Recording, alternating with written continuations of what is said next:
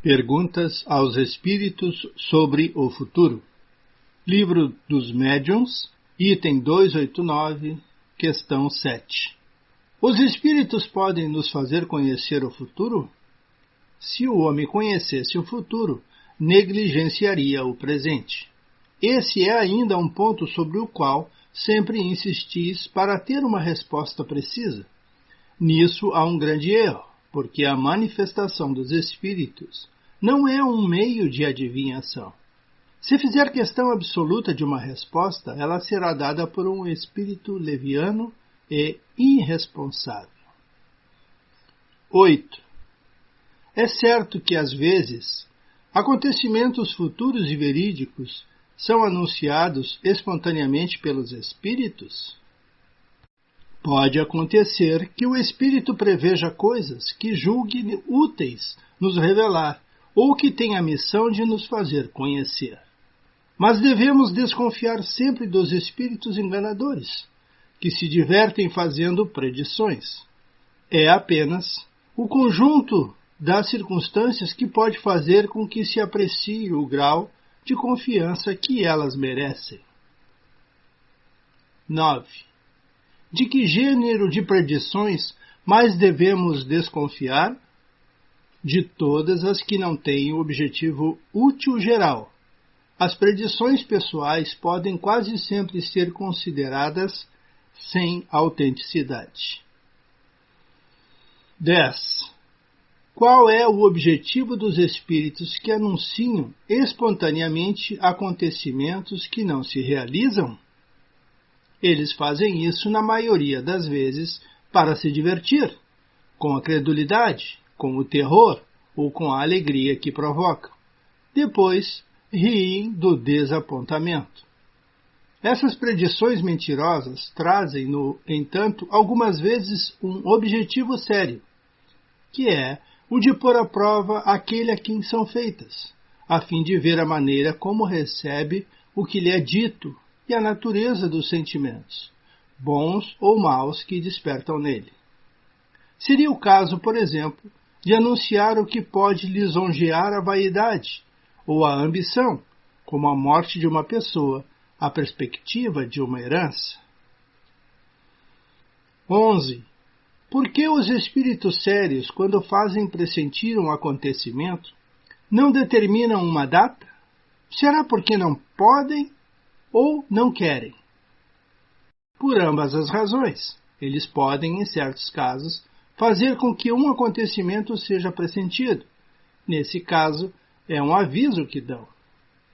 Quanto ao precisar a época do acontecimento, muitas vezes eles não devem fazer isso. Outras também não o podem, por nem mesmo o saberem.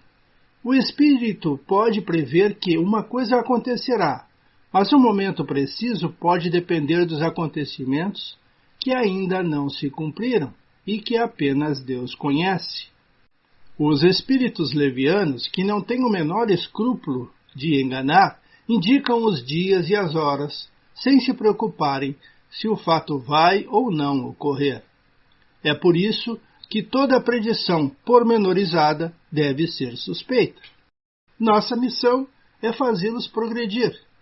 Para isso, auxiliamos o tanto quanto podemos.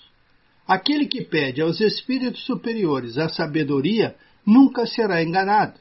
Não acredites, porém, que perderemos o nosso tempo ouvindo suas futilidades e predizendo a sorte.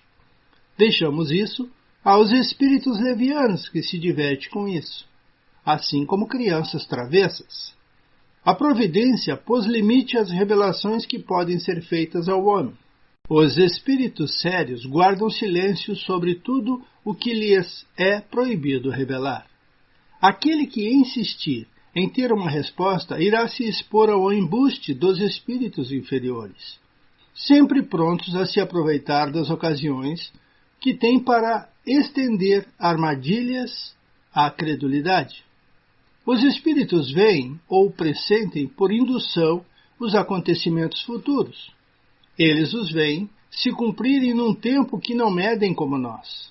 Para determinar a época, seria preciso que eles se identificassem com a nossa maneira de calcular a duração, o que nem sempre julgam necessário. Daí, muitas vezes haver uma causa de erros aparentes. 12. Há pessoas dotadas de uma faculdade especial que lhe faz entrever o futuro? Sim, aqueles cuja alma se desprende da matéria. É então o espírito que vê, quando é útil. Deus lhe permite revelar certas coisas para o bem, mas há muito mais impostores e charlatões. Essa faculdade será mais comum no futuro. 13. O que pensar dos espíritos que se divertem predizendo a alguém sua morte em dia e hora determinados? São espíritos de mau gosto e muito maldosos que não têm outro objetivo senão se divertir com o medo que causam. Não há que se preocupar com isso. 14.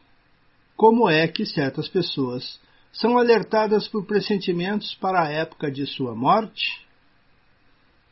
É, na maioria das vezes, seu próprio espírito, que acaba sabendo disso nos momentos em que desfruta de liberdade e que conserva a intuição do fato ao despertar.